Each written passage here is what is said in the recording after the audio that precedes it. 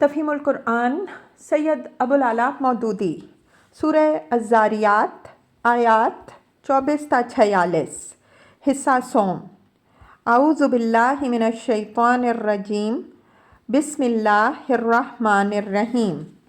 وفی عاد اذ ارسلنا علیہم الریح العقیم، اور تمہارے لیے نشانی ہے عاد میں جب کہ ہم نے ان پر ایک ایسی بے خیر ہوا بھیجی۔ ما تذرو من شیء اتت علیہ الا جعلتہ کالرمیم، کہ جس چیز پر بھی وہ گزر گئی اسے بوسیدہ کر کے رکھ دیا۔ تفسیر: اس ہوا کے لیے لفظ عقیم استعمال ہوا ہے جو بانجھ عورت کے لیے بولا جاتا ہے، اور لغت میں اس کے اصل معنی یابس، خشک کے ہیں۔ اگر اسے لغوی معنی میں لیا جائے تو اس کا مطلب یہ ہوگا کہ وہ ایسی سخت گرم اور خشک ہوا تھی کہ جس چیز پر سے وہ گزر گئی اسے سکھا کر رکھ دیا۔ اور اگر اس محاورے کے مفہوم میں لیا جائے تو اس کے معنی یہ ہوں گے کہ بانجھ عورت کی طرح وہ ایسی ہوا تھی جو اپنے اندر کوئی نفع نہ رکھتی تھی، نہ خوشگوار تھی، نہ بارش لانے والی تھی، نہ درختوں کو بار آور کرنے والی، اور نہ ان فائدوں میں سے کوئی فائدہ اس میں تھا جس کے لیے ہوا کا چلنا مطلوب ہوتا ہے۔ دوسرے مقامات پر بتایا گیا ہے کہ یہ صرف بے خیر اور خشکی نہ تھی بلکہ نہایت شدید آندھی کی شکل میں آئی تھی جس نے لوگوں کو اٹھا اٹھا کر پٹخ دیا، اور یہ مسلسل 8 دن اور 7 راتوں تک چلتی رہی، یہاں تک کہ قوم عاد کے پورے علاقے کو اس نے تہس نہس کر کے رکھ دیا۔ تشریح کے لیے ملاحظہ ہو: تفہیم القرآن جلد 4، تفسیر سورہ حامیم السجدہ، حواشی 20 تا 21، سورہ الاحقاف، حواشی 25 تا 28۔ وفی ثمود اذ قیل لہم تمتعوا حتی حین، اور تمہارے لیے نشانی ہے سمود میں جب ان سے کہا گیا تھا کہ ایک خاص وقت تک مزے کر لو۔ تفسیر: مفسرین میں اس امر پر اختلاف ہے کہ اس سے مراد کون سی مہلت ہے۔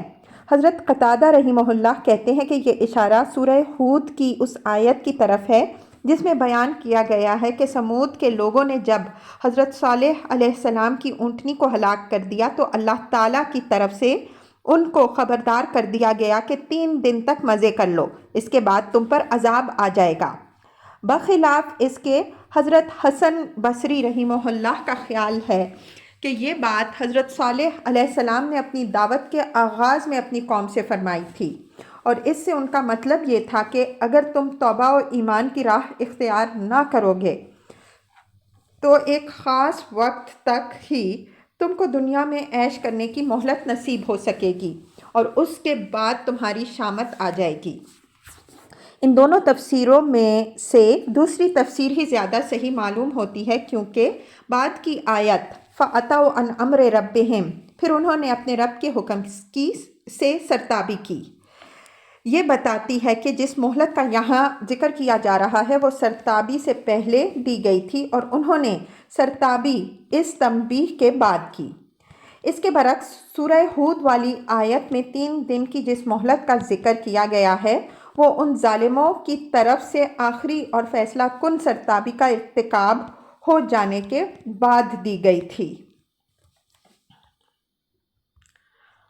فَأَتَوْا عَنْ أَمْرِ رَبِّهِمْ، مگر اس تنبیہ پر انہوں نے اپنے رب کے حکم سے سرتابی کی۔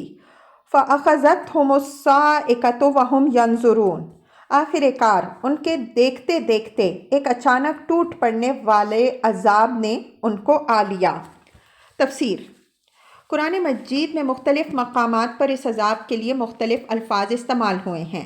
کہیں اسے رجفہ، ہلا دینے والی اور ہلا مارنے والی آفت کہا گیا ہے، کہیں اس کو صیحہ، دھماکے اور کڑکے سے تعبیر کیا گیا ہے، کہیں اس کے لیے طاغیہ، انتہائی شدید آفت کا لفظ استعمال کیا گیا ہے، اور یہاں اس کو صاعقہ کہا گیا ہے جس کے معنی بجلی کی طرح اچانک ٹوٹ پڑنے والی آفت کے بھی ہیں اور سخت کڑک کے بھی۔ غالباً یہ عذاب ایک ایسے زلزلے کی شکل میں آیا تھا جس کے ساتھ خوفناک آواز بھی تھی۔ فمستطاعوا من قیام وما کانوا منتصرین، پھر نہ ان میں اٹھنے کی سکت تھی اور نہ وہ اپنا بچاؤ کر سکتے تھے۔ تفسیر: اصل الفاظ ہیں ما کانوا منتصرین۔ انتصار کا لفظ عربی زبان میں دو معنوں کے لیے استعمال کیا جاتا ہے۔ اس کے ایک معنی ہے اپنے آپ کو کسی حملے سے بچانا، اور دوسرے معنی ہے حملہ کرنے والے سے بدلہ لینا۔ وَقَوْمَ نُوحٍ مِّن قَبْلُ، اور ان سے پہلے ہم نے نوح علیہ السلام کی قوم کو ہلاک کیا۔ اِنَّهُمْ كَانُوا قَوْمًا فَاسِقِينَ، کیونکہ وہ فاسق لوگ تھے۔